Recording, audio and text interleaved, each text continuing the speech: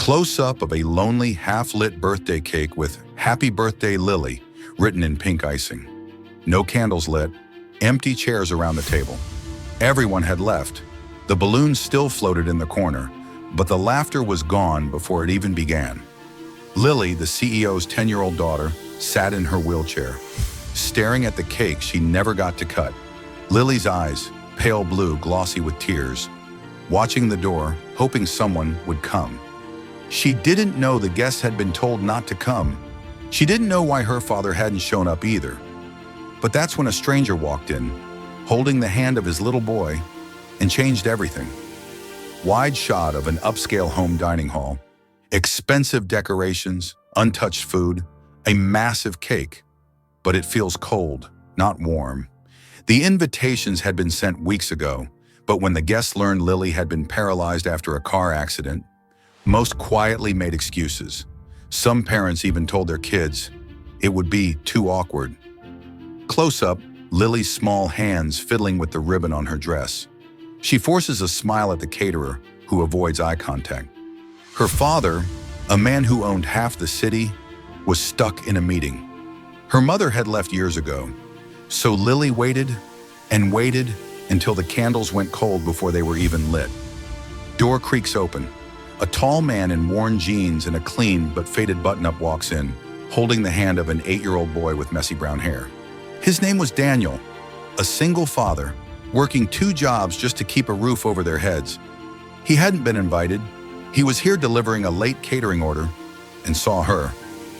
Close up, Daniel's POV, Lily sitting alone at the end of the table, wheelchair angled away from the cake. "Can we join you?" he asked, smiling gently. His son, Max, peeked shyly from behind him. Max runs up to Lily, pointing at the cake with excitement.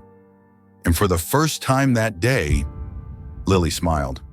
Max and Lily laughing as they blow out candles together, Daniel slicing cake, the sound of real laughter filling the empty room. Daniel didn't just sit down. He brought life into a room that had been dead for hours. They played games with plastic cups, built towers out of leftover cupcakes, and pretended the balloons were wild animals to be tamed. Lily's cheeks turning pink from laughing too much. She had forgotten her chair. She had forgotten who wasn't there. For a while, she was just a kid. Front door bursts open. A sharply dressed man in a navy suit storms in, phone in hand. Lily's father. Robert Keaton, CEO of Keaton Industries, didn't expect to see strangers in his home. His eyes narrowed the moment he saw Daniel. Robert speaking sharply, "Who are you? And why are you here?" Daniel stood his ground. He wasn't rich. He wasn't powerful, but he was a father. And that gave him something Robert didn't have in that moment: presence. Daniel calmly explains he saw Lily alone and didn't think anyone should spend a birthday that way. Robert tries to dismiss him, but Lily interrupts. Lily, firmly, eyes wet. "Dad, I just wanted you here." "But you weren't." Robert freezes, phone slowly lowering from his ear. Sometimes it takes a stranger to show you what your own blood needs most. Robert awkwardly sits, loosens his tie.